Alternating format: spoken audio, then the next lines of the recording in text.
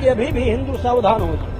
यदि अभी भी सावधान नहीं होंगे, एक लड़का एक लड़की के फार्मूले पर चलेंगे तो ये दशा भारतवर्ष में भी होने वाली है। इसलिए ऐसे आतंकवादियों को समाप्त होना चाहिए, उन्हें कड़ी से कड़ी सजा देनी चाहिए। इसलिए दशधा पुत्र माधे ही कष्टने को गयाम ब्रजेत के अनुसार कम से कम 10-10 पुत्र पैदा कर। बारे में स्वर्गीय ब्रह्मलीन आचार्य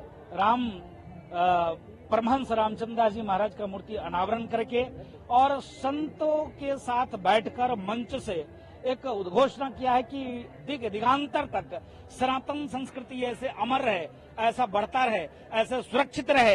तो पुष्पांजलि उन्होंने आचार्य रामचंद्र परमहंस जी के महाराज में समर्पित करके और अयोध्या के डेवलपमेंट के लिए, अयोध्या के विकास के लिए अयोध्या के संतों को आह्वान किया कि अयोध्या विश्व पटल पर स्थापित हो, आप लोग ऐसे सहयोग करते रहिए।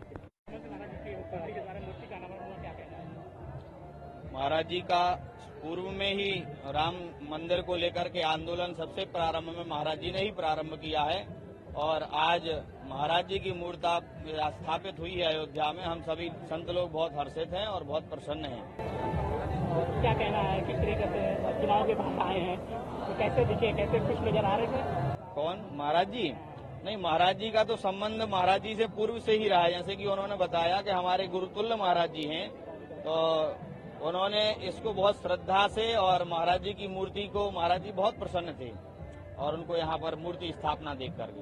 आप तो शुरू से जुड़े हुए हैं, तो आज परमहंस महाराज जी की मूर्ति का नाम किया, क्या कहना है? पूज्य परमहंस रामचंद्र दास जी महाराज का योगदान जो है राम मंदिर आंदोलन में लगातार रहा है। उन्होंने जिस प्रकार से मूर्ति प्रगटीकरण से लेकर अब तक का जो उनका वो जीवन रहा 2003 तक, वो हम सबके लिए अनुकरणीय है। उनके साथ लगातार हमें रहने का सौभाग्य मिला और यही नहीं, पूरे देश में घूमने का भी सौभाग्य मिला। तो महाराज जी का जीवन जो है हम सबको आत्मसात करना चाहिए। किस प्रकार से उन्होंने इस राम मंदिर के लिए अपने प्राणों का उत्सर्ग किया और प्रेरणा देते रहे। आज यहाँ पर सामने जो है जब गोलियां चली 30 अक्टूबर 2 नवंबर 1990 को, तो परमहंस रामचंद्र दास महाराज जी ऐसे थे जिन्होंने इस अखाड़े का द्वार खोल दिया और लोग अंदर आए, सुरक्षित रहे। तो मुझे लगता है कि परमहंस जी महाराज को आज मंदिर के रूप में श्रद्धांजलि दी जा रही है, क्योंकि वह भव्य और दिव्य मंदिर का निर्माण हो रहा है। वह उनके संघर्षों का जो है कहीं न कहीं समायोजन है, उनके प्रति उसकी श्रद्धांजलि है।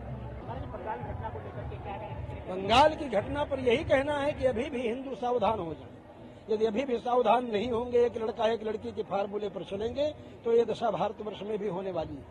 इसलिए दशधा पुत्र माधे ही कष्टने को गयाम ब्रजेत के अनुसार कम से कम 10-10 पुत्र पैदा कर, नहीं तो कम से कम 5 तो करो कि संतुलन तो हमारा व्यवस्थित रहे।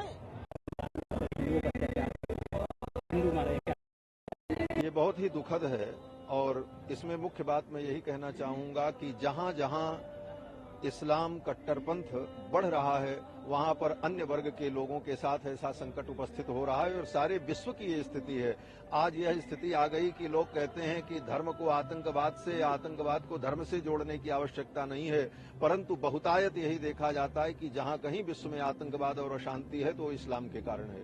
इसलिए ऐसे आतंकवादियों को समाप्त होना चाहिए, उन्हें कड़ी से कड़ी सजा देनी चाहिए और इसकी सूचना सुझाव भारत सरकार ने बांग्लादेश को दिया था, शेख हसीना को दिया था कि वो जिसको वहां का मुख्य सेनाध्यक्ष बनाने जा रही हैं उनको न बनाएं, इससे कट्टरपंथ फैलेगा। लेकिन शेख हसीना नहीं मानी, जिसका परिणाम उनका तख्ता पलट हुआ और उन्हें अपना देश छोड़ करके भारत में आकर के शरण लेना पड़ा।